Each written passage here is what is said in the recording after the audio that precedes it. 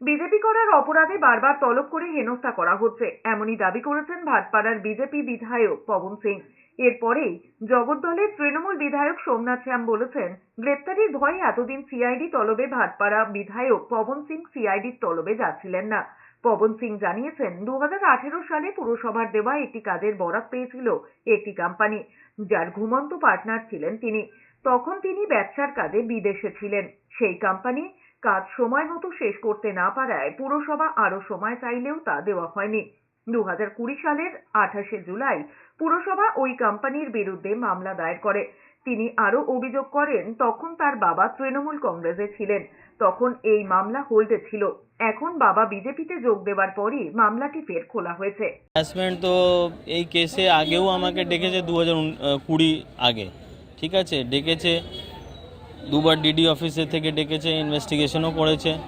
ওর পরে যে বাবা টিএমসি মধ্যে চলে গেছে, কেস পুরো হোল্ডিংয়ে চলে গেছে, ক্যান্সেল হয়নি, হোল্ডিংয়ে চলে গেছে। ফির বাবা বিজেপির মধ্যে এসে গেছে, ফির কেস রিওপেন হয়ে গেছে, ফির ওই কেসের মধ্যে ডাকা যাচ্ছে ইনভেস্টিগেশন করার জন্য। এদিকে সোমনাথ শ্যাম জানিয়েছেন, পবন সিং এর বিরুদ্ধে যথেষ্ট তথ্য প্রমাণ সহ অভিযোগ রয়েছে, কোনো অভিযোগ মিথ্যা নয়, এর পেছনে রাজনৈতিক উদ্দেশ্য নেই।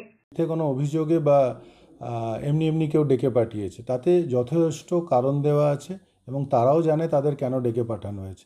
তারা ভয়তে যাচ্ছিল না, তারা রক্ষা কবচ খুঁজছিল যে আমরা হাইকোর্ট থেকে রক্ষা কবচ নেব। তো রক্ষা কবচ নিতে পারে, কিন্তু পুলিশ ডাকলে তাকে সেখানে তো যেতেই হবে, সিআইডি ডাকলে যেতেই হবে, যে কোনো প্রশাসনিক যেভাবে যেখানেই ডাকুক সেখানে যেতে হবে।